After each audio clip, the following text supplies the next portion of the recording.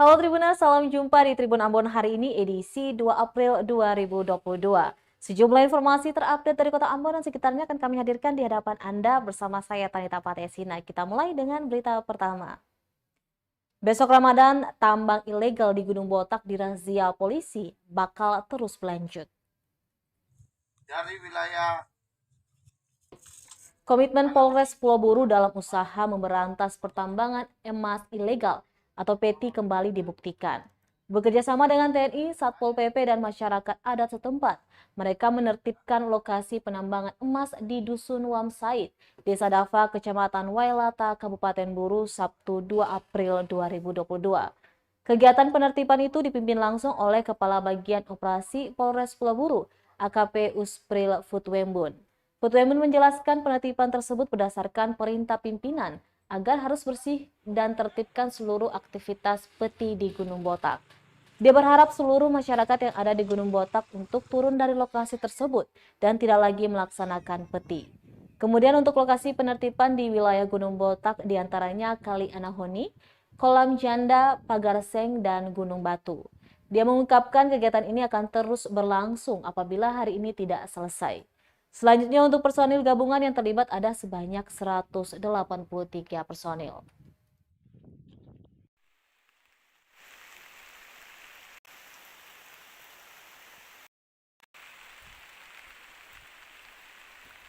Baik, hari ini kita melaksanakan kegiatan penertiban pembersihan Gunung Botak, di mana disinyalir banyak penambang sudah melakukan tindakan peti, artinya pertambangan tanpa izin.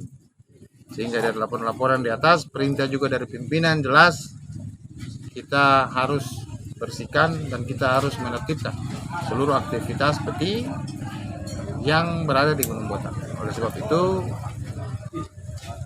atas perintah pimpinan, kita turun gabungan juga dengan TNI Polri dan Satpol PP. Juga kita didukung oleh masyarakat adat setempat untuk kita kosongkan lahan kegiatan penertiban dalam rangka penertiban peti ini. Maka diharapkan seluruh kegiatan peti oleh masyarakat yang ada di Gunung Botak untuk turun dan tidak lagi melaksanakan kegiatan peti. Kami mengarahkan atau menghimbau kepada semua masyarakat bahwa peti ini sangat mencemari lingkungan dan berbahaya bagi generasi kita. Oleh sebab itu, maka sudah jelas perintah dari pimpinan juga bahwa tidak ada lagi kegiatan peti atau penambangan liar yang mana ini melanggar hukum. Apalagi menjelang bulan suci Ramadan, yang sama-sama kita beribadah dengan baik dan tenang. Itu saja. Terima kasih. Aparat gabungan sisir tambang ilegal Gunung Botak Pulau Buru, tenda milik penambang dibakar. Puluhan tenda milik penambang di tambang emas ilegal Gunung Botak, Dusun Wamsaid, Desa Dava, Kecamatan Wailata, Kabupaten Buru dimusnahkan personil gabungan dari TNI, Polri, dan Satpol PP. Pemusnahan tenda tersebut dengan cara dibakar Sabtu 2 April 2022. Pantauan tribunambon.com di lapangan sekitar pukul 3:30 sore masih ada sejumlah tenda yang belum dibakar lantaran cuaca buruk dan hujan deras yang mengguyur lokasi tersebut. Kepala Bagian Operasi Polres Pulau Buru AKP Uspril Futwembun menjelaskan penertiban tersebut berdasarkan perintah pimpinan agar harus bersihkan dan tertibkan seluruh aktivitas peti di Gunung Botak. Dia pun berharap warga di Gunung Botak segera meninggalkan lokasi pertambangan.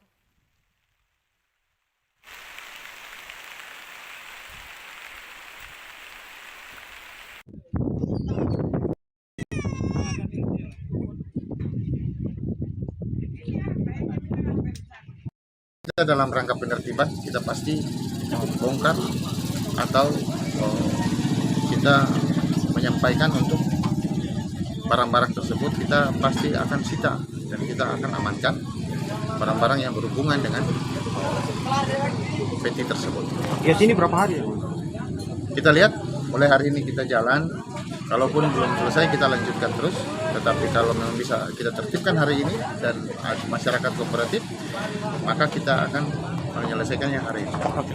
Untuk lokasi. Ya, untuk lokasi kita hampir di seluruh tempat yang menurut laporan masyarakat itu melakukan kegiatan peti, yakni dari wilayah Anahoni maupun yang di atas disebut kolam janda maupun pagar seng dan gunung batu dan seluruh tempat yang diduga ada melakukan kegiatan penambangan liar.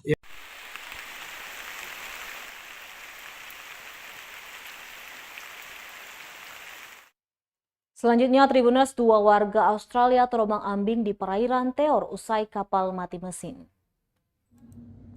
2 warga Australia selamat setelah terombang-ambing karena mesin mati di perairan Teor, Seram bagian timur Maluku. Kapal yak yang ditumpangi Smith Ashley dan Marcus Christopher itu berhasil dievakuasi pada Jumat 1 April 2022 sore. Mereka berdua diketahui berlayar dari Sorong, Papua Barat menuju negaranya di Australia. Tim SAR menerima laporan dari profesional guide Ponsius Mesak Rahawarin soal kondisi kapal tersebut pada pukul 4 sore hari. Petugas yang berjaga langsung berangkat ke lokasi. Kepala Basarnas Ambon Mustari menyatakan mendapat laporan tersebut, pihaknya langsung bergerak cepat dari dermaga Tual menuju TKP. Setelah berhasil evakuasi dengan KN SAR Abimanyu, mereka langsung dievakuasi menuju Pelabuhan Tual.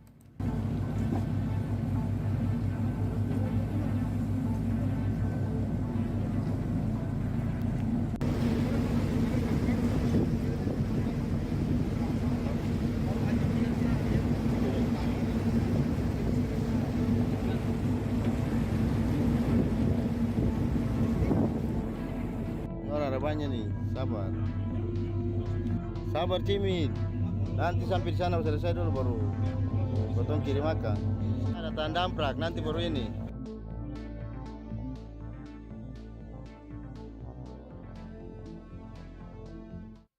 Tribuners, bakal disubsidi, Pertamina minta ASN tidak pakai Pertalite. Pemerintah melalui PT Pertamina Persero menaikkan harga bahan bakar minyak jenis Pertamax dari Rp9.000 atau Rp9.400 per liter menjadi Rp12.500 hingga Rp13.000 per liter. Kebijakan ini mulai berlaku sejak pukul 00 atau tepat awal 1 April 2022 waktu setempat. Sementara itu untuk BBM subsidi seperti Pertalite tidak mengalami perubahan harga atau ditetapkan stabil di harga Rp7.650 per liter. Unit Manajer Communication, Relation and CSR Pertamina Regional Papua Maluku, Edi Mangun mengatakan jika sudah menjadi BBM subsidi, penyaluran Pertalite diminta agar tepat sasaran. Ia pun menegaskan para aparatur sipil negara ASN jangan menggunakan Pertalite. Lanjutnya, jangan sampai anggaran ratusan miliar yang dikeluarkan pemerintah tidak sampai ke pemilik hak, yakni sopir angkutan kota dan pengguna kendaraan lainnya yang harusnya menggunakan BBM subsidi. Selain itu, pihaknya juga berharap agar seluruh elemen mulai dari masyarakat, aparat keamanan hingga pemerintah ikut memantau BBM subsidi tersebut, agar tak ada lagi permainan yang dilakukan oleh oknum tertentu demi kepentingan pribadi.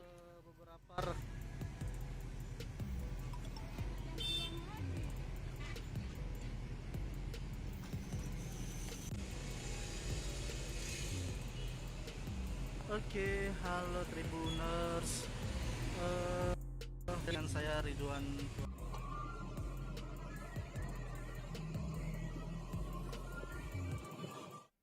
Tribuners, berkas lengkap Raja hingga Bendahara Negeri Akon di Maluku Tengah segera disidang.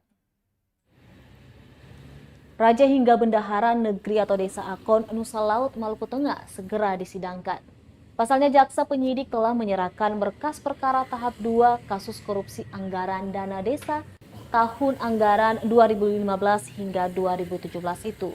Berkas diserahkan kepada tim Jaksa Penuntut Umum Kejaksaan Negeri Maluku Tengah pada Selasa 29 Maret 2022 lalu.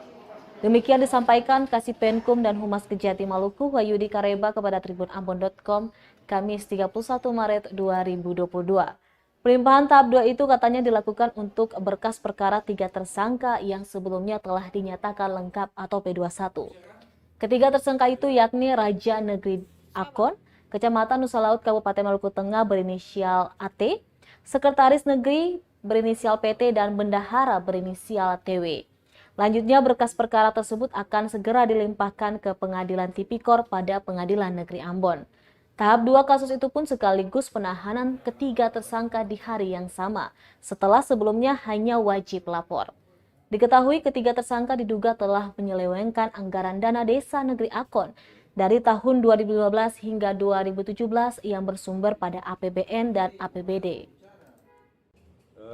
Dapat kami sampaikan bahwa perkara Tipikor penyimpangan dana desa di negeri Akon, Nusa Laut telah tahap 2 dan telah kami terima di Kejaksaan Negeri Maluku Tengah pada hari Selasa 29 Maret 2022. Selanjutnya tim jaksa penuntut umum akan segera melimpahkan perkara dimaksud ke pengadilan. Sudah ditahankan tiga tersangkanya, Bang? Tiga tersangka sudah dilakukan penahanan dan ketiga tersangka disangka melanggar pasal 2 dan pasal 3 Undang-Undang Tindak Pidana Korupsi. Besok Ramadan 48 liter sopi masuk Ambon, disita polisi dan dibuang ke laut. Sehari jelang bulan suci Ramadan, Polsek Yosudarso Ambon kembali amankan puluhan liter minuman keras tradisional jenis sopi. Setidaknya ada 48,4 liter sopi diamankan setiba Ambon melalui Pelabuhan Slamet Riyadi. Puluhan liter sopi itu dibawa menggunakan KM Cantika Lestari 77B asal Pelabuhan Damer, Letu, Moakisar. Kapolsek KPYS Ibtu Burhanuddin Surya menjelaskan temuan miras tersebut dikemas dalam jerigen ukuran 5 liter sebanyak 8 buah. Selain itu juga ditemukan 2 buah botol plastik berisikan masing-masing 1,5 liter. Sedangkan sisanya dikemas dalam 9 botol plastik ukuran 600 ml. Keselamatan barang bukti kemudian dimusnahkan dengan cara dituangkan ke laut. Menurutnya razia barang bawaan langsung dilakukan saat KM Cantika bersandar di Pelabuhan Slamet Riyadi. Hal itu untuk mengantisipasi adanya penumpang yang membawa barang ilegal serta minuman keras, agar terciptanya situasi Kamtipmas yang kondusif menjelang Ramadan 1433 Hijriah besok.